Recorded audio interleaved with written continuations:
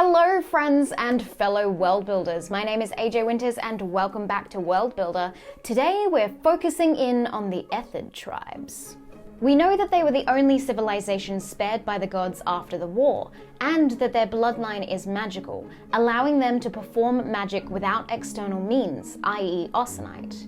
But today, we're going to dive into their way of life, where they reside, their beliefs and practices, and all the small details that make the Ethid tribes who they are. Let's go!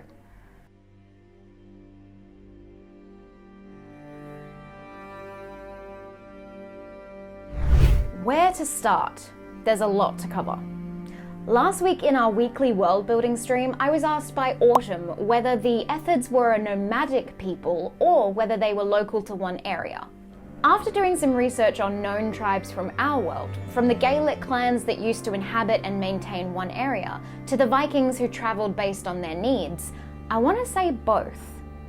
Here's my idea.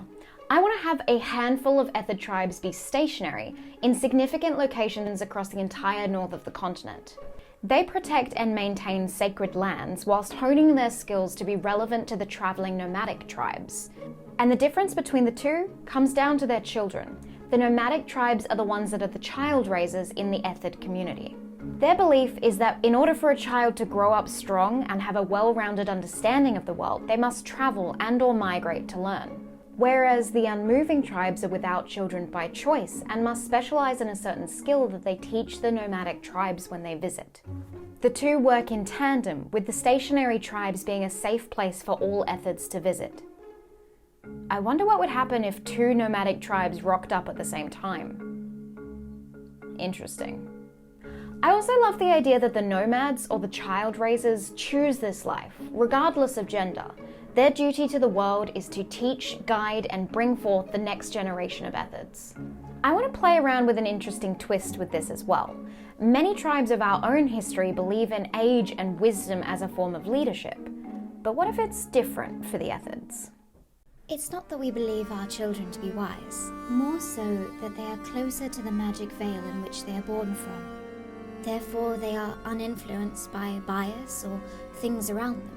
They can merely be and react.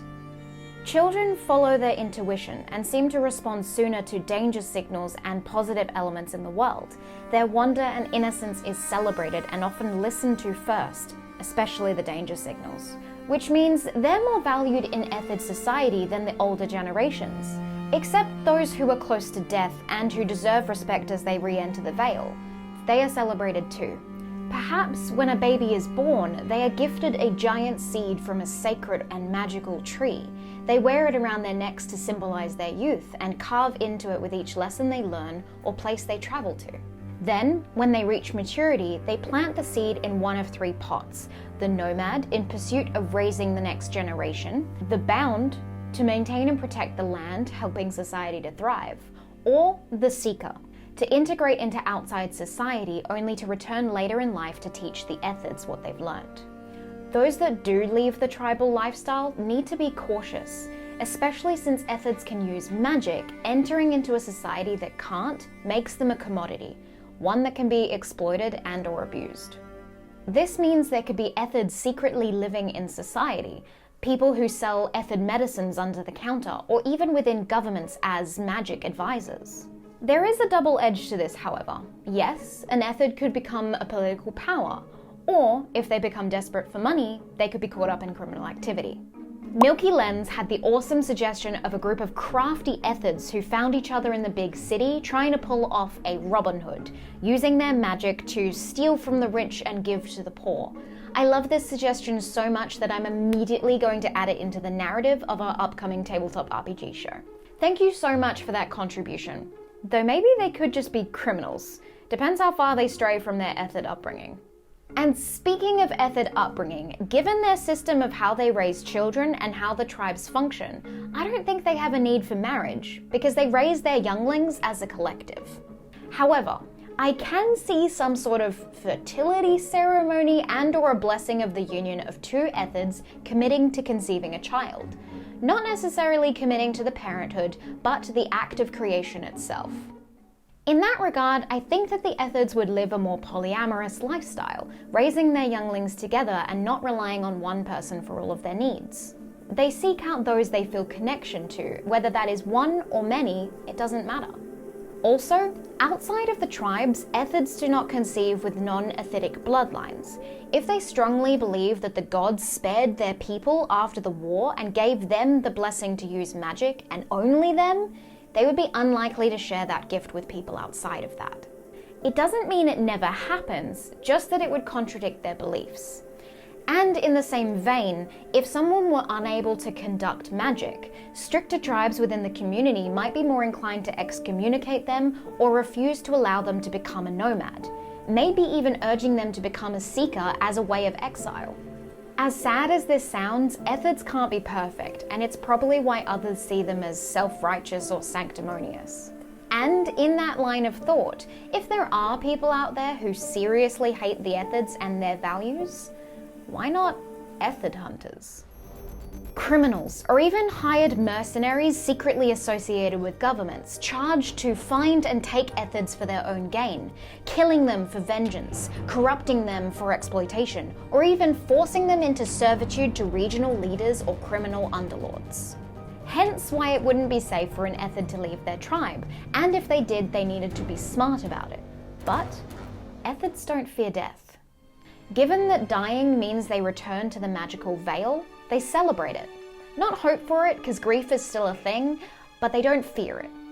Their death means returning to the land and helping their community thrive through the soil. For example, new trees sprouting from their body. Ethids believe in this cycle. They perform rituals in order to earn the use of their magic. There must always be a give and a take, a sacrifice however small that earns them the right to use the magic from the veil. These rituals are crucial to the Ethid way of life. When Mindari was a guest star on A Winter's Tale stream, we even came up with a burial ritual for the Ethids. The eldest in the community acts as the conductor of the ceremony, whereas the youngest in their society holds the hand of the one who has passed, both people acting as a connection to the veil and the physical world. Those in attendance wear shades of orange, like the sunrise or sunset, a transitional state, as is the passage of death. Where they bury the bodies, they also plant the seeds for fresh growth in their wake. And since you wouldn't want to transport anyone who has passed away over long distances, all Ethid settlements have a specific location where the sunrise or sunset can be visible, which they dedicate for burying their dead and growing new trees. Last stream we talked about the desert region, where all magic was siphoned away during the War of the Gods. We also discussed the potentiality of having a rim around where this magic was siphoned, which means the obsidian sands of the desert reaches a point where it meets fresh green grass. I think this would be a significant location for the Ethids, potentially even a stop along the nomadic journey for the children to learn about where the magic was siphoned away, and that their lifestyle is the only reason that allows them to use magic. Thank you so much for joining us for today's episode. I am super excited about where we're heading in the direction with these Ethid tribes.